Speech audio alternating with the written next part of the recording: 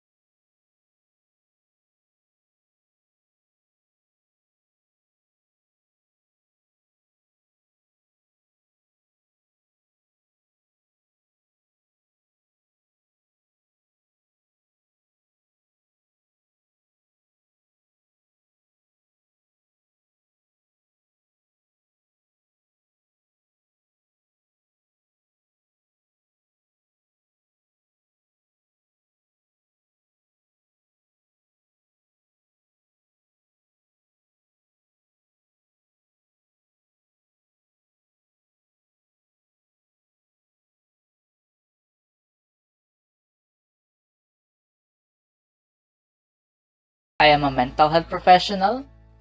I teach at Lyceum of the Philippines University. Okay, I am from the city of Manila.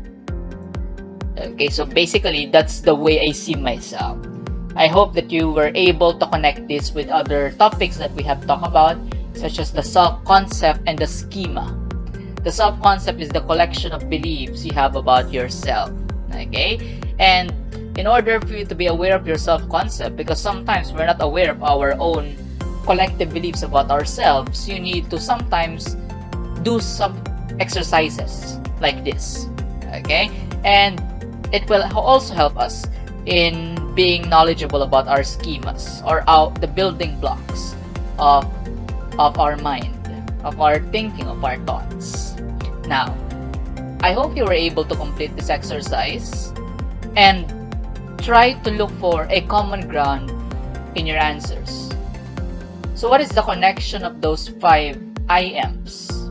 Okay, I've encountered students who would actually put sentences or phrases that are alarming, such as I am not good enough, or I am not loved by my parents.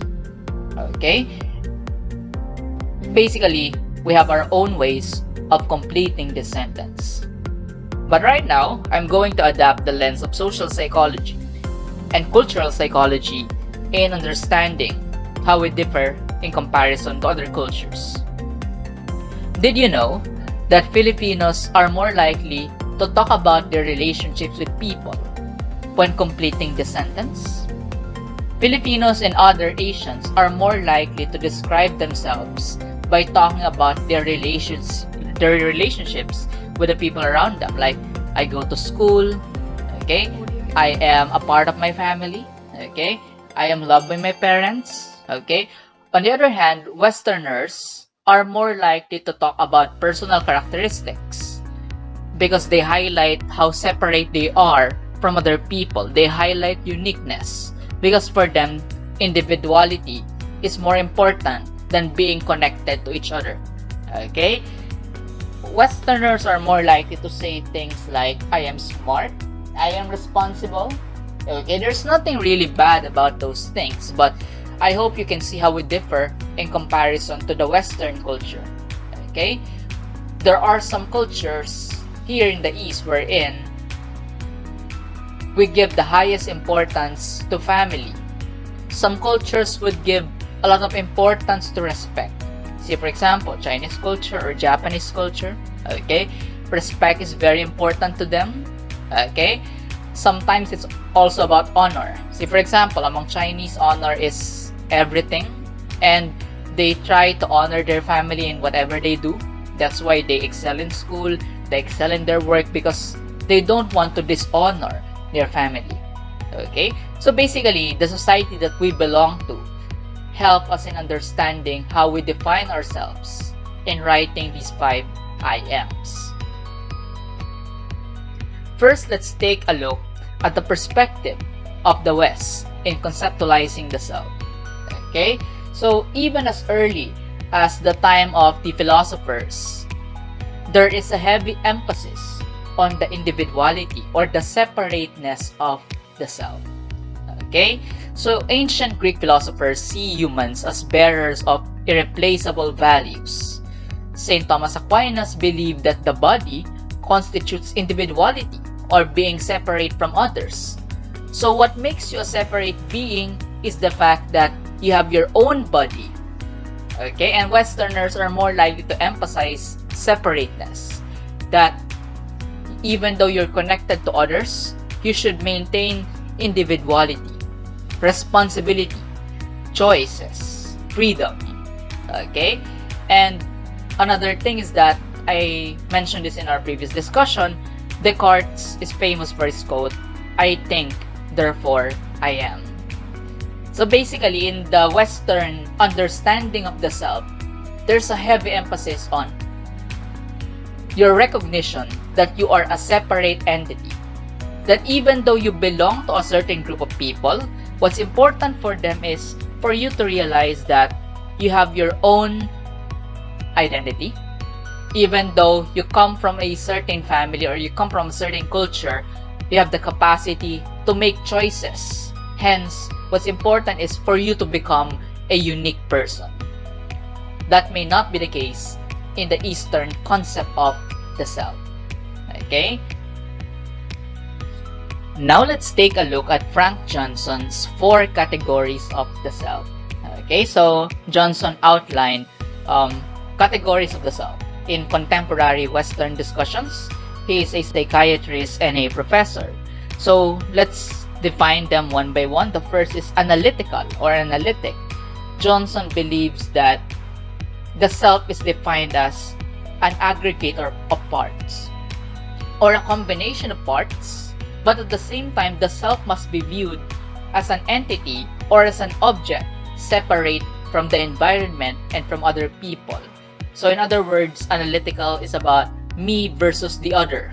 Okay? So even though you're a child who can play with your toys, who can interact with your parents, the emphasis is that you should know that you are a separate being. Okay? The next is monotheistic. So this is another theme in the understanding of the self. Okay? And according to Johnson, one of our tendencies in understanding the self is that we believe that the self is modeled after a unitary, omnipotent power. In other words, we believe that man was created by God in his image. Okay? The next is individualism, just like what I've been talking about since earlier. Okay? It's a Western thinking where self-expression and self-actualization are important ways of establishing who one is. So if you're from the West, there's a heavy emphasis on being the person you are meant to be. Okay? So what's important is for you to pursue your goals and not really to do what your parents are telling you to do. Of course, both perspectives have pros and cons. I'm just highlighting what is the focus in their culture. Okay? On the other hand, here in our perspective, for us, we think that it's desirable if a person can let go his or her personal desires for the good of all or for the good of others. Okay, because we are collectivists instead of individualists. Okay, and the last is that rationalistic. Okay, I'm believing that people are rational, capable of analytic, deductive models of thinking. So the individual is rational. He or she can decide for himself or herself. No one is dictating you what you should do. And if you have the power to decide on your own, then you have to take responsibility over your own behavior. Try watching Western movies, okay? Typically, when the plot is about a coming of age or someone going into college, one common line I hear from American parents is that when their child will ask them, "So what will I do in college?" the parents will typically say, "It's your life, it's your choice." For them, it's okay, but here in the Philippines, I don't think that we can hear something like that often. Okay, because for us, we really give so much respect to elders that we cannot make decisions without considering their perspective. Okay, cultural differences. Now let's take a look at the Eastern concept of the self. Okay, and when we say Eastern, this is a very generic term, and countries from the East or from Oriental countries would differ from each other. Okay, say for example, even though India is also in the East, I would be honest by saying that I don't know all of their philosophies. Okay, I only know the things that are, discussed a lot in the literature.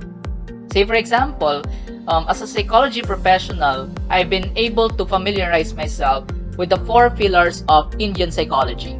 Okay, and here are 4 concepts that are important to them. The first is Dharma, or the rules that describe goodness and appropriate behavior. Karma refers to movement from past incarnations that affect the present and the future. I guess most of you are already familiar with the definition of karma. So basically, you will not see something like this highlighted traditionally in the West, because something like this will come from the East, and I hope you can see that there's a heavy emphasis on good relationships with other people. Okay, not just being good as a person, but rather being relating in a good way to other people. The next is Maya, which refers to the distorted perceptions of reality and experience that can be identified as such only with direct attention to our own processes of awareness that come about through internal concentration and meditation. So if you know someone who is who believes, who is a follower of Indian philosophy or psychology, then I would assume that that person is also someone who meditates a lot, concentrates a lot, who believes in the power of knowing oneself, okay? And they are very mindful about their behaviors, because there are perspectives saying that mindfulness is very helpful when it comes to psychological health, because you become more aware of your feelings, of your emotions, of your sensations, and your thoughts.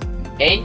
And last is Atman, or the concept of universality, in which the self is not seen as an individual, but as part of the entire cosmos. Unlike what we have seen earlier, wherein there's a heavy emphasis that the person is a separate entity, here we can see in Indian psychology that there's an emphasis that a person is not just a separate self, but as someone who is connected to the entire cosmos. You can be connected to other people, you can be connected to your country, to the world, to the universe. Okay? And you can also be connected to a supreme being or to a god. Okay? So, connection is being highlighted in Indian psychology and Indian philosophy. That's just one of the perspectives in the East. Okay, the next tradition we're going to talk about is the Buddhist tradition, wherein they view the self not as an entity, like I've been emphasizing since earlier, but rather it is a process. It is an ever-changing process. Okay, so according to Buddhist tradition, if you emphasize on looking for the self as an entity, substance, or an essence, it would be futile. Okay, it would lead to nothing, because you must realize that the self is not something that is fixed, not something that is constant, but rather it is something that changes from time to time. Okay, and I think Buddhism is one of those traditions that would not emphasize the material needs of the person, but rather they would emphasize that the person must be able to let go of his materialistic needs, okay, and embark in a more spiritual journey of being connected to the world and to other people. Okay, so they have this doctrine called anatta, which is often defined as no self or no soul. Okay, and basically this supports their view that the self is not something that is fixed, but rather they view it as something that is changing, or something that is continually evolving. Another view is Confucianism. Okay, and for them, the self is not something that is formed through upbringing and the environment, unlike what we have been talking about in psychology, but rather for them, personality is achieved through moral excellence. Okay? And in order for you to achieve this moral excellence, you need to be familiar with the teachings of Confucianism, but they do believe that at the beginning of your journey, you should be able to be equipped with these 4 beginnings, with these 4 concepts. You should know them, although they are not the goal. Possessing these characteristics will help you reach your goal of moral excellence. And they are Gen, which is the heart of compassion, Yi, which is the heart of righteousness, Li, which is the heart of propriety, and Qi, and the heart of wisdom. So basically, if you're a believer of Confucianism, there's heavy emphasis when it comes to understanding your values and your morals. Okay? And basically, it's a journey. So Eastern thought is emphasizing that the self is not something that is eternal and not something that is fixed, but rather there's an emphasis that the self is ever changing. Okay? And some of them would actually not pay attention to the materialistic side of the self, but more on the spiritual side. Now let's take a look at one application here, and this is called Nikan therapy. Okay, and in Nikan therapy, they view that self-centeredness is the source of problem. Okay, and this problem is something that many people should learn to overcome. Okay, and if you engage in Nikan therapy, there's a heavy emphasis in being aware of your thoughts and being able to connect with yourself in the environment. Basically, they give importance to mindfulness. Okay, and it's like an in-house retreat. Okay, and I heard that some of those who practice Indian philosophy, they also do mindfulness retreats, wherein they go on a silent retreat in a different place wherein nobody is allowed to talk with each other. They're only allowed to communicate with the environment through exercises such as meditation. Okay? And Nikan therapy, since the source of problem is self-centeredness, Nikan therapy aims to teach people how to relate better to others and how to be more grateful to other people. And the teacher or the sensei or the guide in Nikan therapy, he or she teaches the person in Nikan therapy, the trainee, the student, by using these 3 guide questions, which are: what did I receive from this person? What did I return to this person? And what troubles and worries did I cause this person? So it's all about awareness. It's all about awareness of your relationship with others.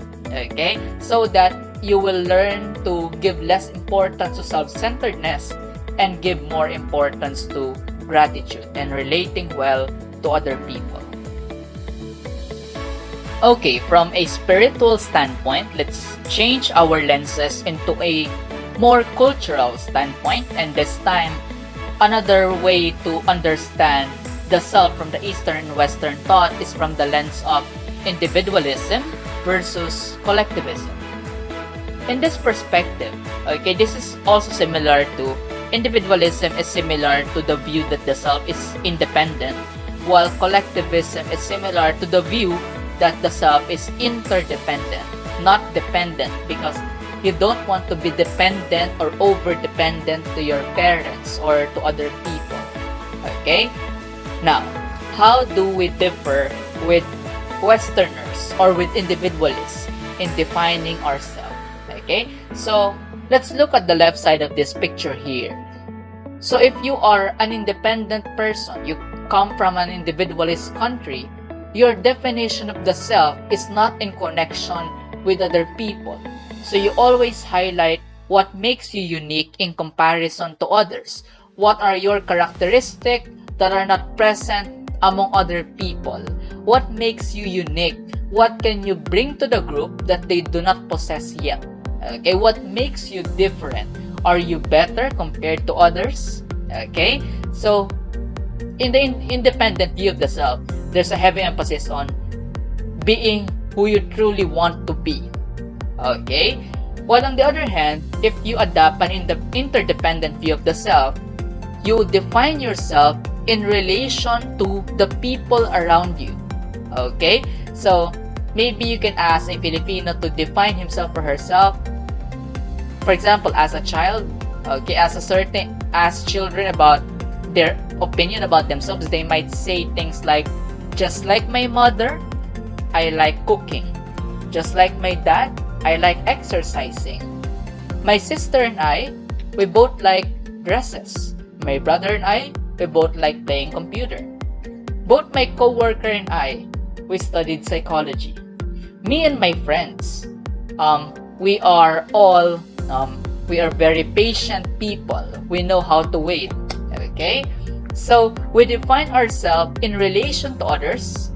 There's less emphasis on uniqueness and more emphasis on what are the similar characteristics between me and the people around me. It's not necessarily bad, but sometimes if we're so close to each other, we forget to be who we really want to be. And for some people, that may be stressful.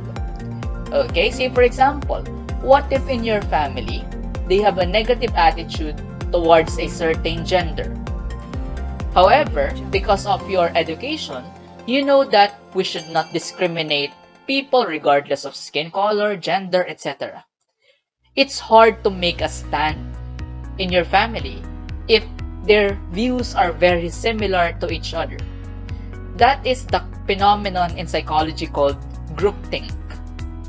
If you experience groupthink, it happens in situations wherein when a group of people are very close to each other, they fail to see the loopholes of their thinking, the loopholes of their schema. Say for example, if a group of people endorse a certain candidate, they may share posts, they may make statements about that candidate without looking at the possible loopholes of that candidate, without criticizing what they share, what they post. That's why they say that in psychology, one important thing to counter groupthink is to have what we call a devil's advocate. Okay? And what is a devil's advocate? For example, you are an officer in your organization, you should have a devil's advocate. Because if you're a part of an organization, especially if you're an officer, if you decide on something, there's a tendency for your subordinates to follow your decisions without questioning you. It's important to have a devil's advocate because a devil's advocate will present the other side of the equation so that you will learn that there are loopholes in your decisions, in your thinking, that should be replaced, or you should consider other things before deciding on something. So now I want you to see that being interdependent or being independent is not necessarily bad or good. It depends on the situation. Okay, here's another summary slide of the differences between independent and interdependent. For a better reading material, I suggest that you visit the research article of Marcus and Kitayama back in 1991. Okay? But anyway, let's look at this. When it comes to identity, people from individualist culture are more likely to define themselves by personal traits and goals. What do you want to be and who you are as a person? But people from collectivist country, interdependent, they are more likely to identify themselves as someone social in connection with other people. Okay? And for independent people, what matters is their personal achievements, fulfillments, their rights and their liberties. While for interdependent individuals, what's important for us would be the group goals. What do we want to achieve? We value solidarity. Okay? We value social responsibilities and relationships. Okay, so we do something not to feel good about ourselves, but rather we do something because we know that by doing that, we are helping others. We're doing something for our family. If you win something, someone from a collectivistic culture will say, first, I want to thank God, I want to thank my family, I want to thank my organization for helping me achieve this. Without you, I'll never be here. Okay, but a person who is more independent are more likely to say that Thank you for recognizing my competencies, and it's a hard journey, but I feel like I deserve this achievement. And there's nothing wrong with that. It's just the way that they view things. And sometimes, because of our culture, we tend to label a certain attitude or behavior as desirable or undesirable. Okay? And what do these cultures disapprove? Or what is it that they don't like? In independent culture, they don't like conformity. When we say conformity, changing your decisions, attitudes, or behavior to fit with the decisions of others. So if you're from independent countries or individualist countries, they don't like it when someone changes his or her attitude just to fit with the rest of the group.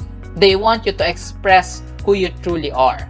But in interdependent countries, we don't like egotism, or what I'm saying is that we don't like people who don't pay attention to the feelings of others. We feel that it's inappropriate for a person just to talk about himself, but rather we want people to, when they converse, we want them to use the words we instead of I. We want them to not highlight their own achievements, because in our culture, we would think that this person is, he's boasting about himself. Okay? These are the cultural differences. Okay, now let's look at the Filipino self. And like what I told you in the other lecture, okay, for Filipinos, the core value is kapwa. Okay, and kapwa is some sort of a unique concept because it doesn't have a direct English translation to it. Between fellow and others, I think fellow is a better word than others, because when we say others, that is highlighting that you are separate from the other. Okay, and like in kapwa, okay, we define kapwa as the self and the others combined. Kapwa is our shared inner self. That if I label you as my kapwa, it means that I see myself in you. Hence, if I think that you're having a hard time, I should help you, because if I'm in your situation, it is expected that you will also help me. Okay, so we pay attention to how other people are feeling about their situation.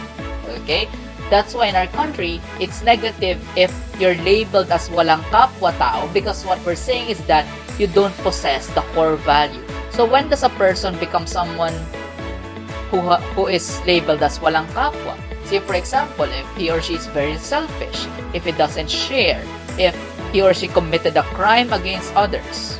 Okay? And another value that is important is the value of pakikiramdam. If kapwa is the shared inner self, pakikiramdam is the shared inner perception, or the awareness that there are certain behaviors that we should do in certain situations. Okay, Filipinos are less likely to be frank and less likely to be direct, because we know that in our culture there are things that we no longer have to say, because it is implied that even without saying, you already know what you're supposed to do. Say for example, if you're not a Filipino and you're going to tour the country, we really appreciate people who help us when we need it.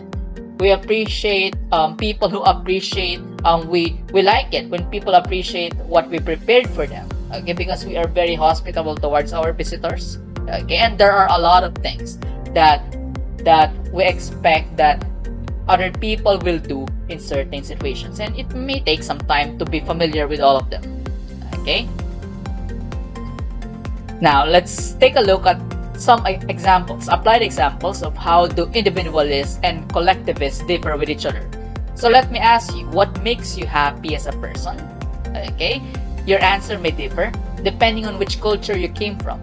Okay, so let's take a look at this. Japanese, who are collectivists, they're happy, okay, when they have good engagement with others, when they feel close, when they're friendly, and when they're respectful. So those are the things that they give importance to. On the other hand, what makes an American happy is feeling some disengaged emotions, such as feeling effective, feeling superior, and being proud about himself or herself. Okay? Another example, individualists versus collectivists. So in collectivist cultures, when there are conflicts take place between groups. So if you and me, we've had a certain disagreement, we're not the only ones who disagree with each other. The groups that we belong to may also disagree with each other because we're siding with the members of our own family. On the other hand, individualists are more likely to breed conflicts between individuals. So let's close our discussion by looking at Baumeister's 3 aspects of the self-concept. So let's connect the dots and see how we can describe ourselves from various perspectives. First, we have here what we call a private self-concept, or this is how you perceive your own traits and your own behavior. Okay, so you can say things like, I think I'm responsible, I think I'm smart, I think I am good at public speaking. So that's the private self-concept. While the public self-concept is talking about the perceptions of others about you. So you can also describe yourself by saying that he or she, certain person, thinks that I am kind. He thinks that I am helpful. He thinks that I'm funny. He thinks that I am very loving. So that's the public self. And we also have a bigger umbrella called collective self. So the difference between public and collective self is that when we say public self, that's describing yourself from a perspective of another specific person, while in collective self, you're describing yourself from the perspective of a group. Say, for example, my organization thinks that I'm capable. My family thinks I'm a good singer, or my classmates think that I am a funny person. Okay, so in other words, even though we are interdependent, or we are independent, we are collectivists, or we are individualists, we can still be individualists in some way, and individualists can also be collectivists in some way. Okay, this is not either or, but more of to what extent do you possess these traits. And you can have a balanced orientation. Sometimes you can be collectivistic, sometimes you can be individualistic. Okay, sometimes it depends on the situation. Okay, so I hope that after this, that with this discussion, you were able to realize that our views of the self differ with the culture that we come from, and the behaviors that we label as good or bad is also dependent on our culture of origin. Okay, so don't think that if a certain behavior is negative in your own culture, that it is also negative in another culture, because what if that behavior is perfectly normal for them? Especially that we have different ways of viewing ourselves and knowing our self-worth. So that is it for this discussion, the self from the Eastern and Western thought. I hope that you learned a lot from this discussion, and see you in the next lectures.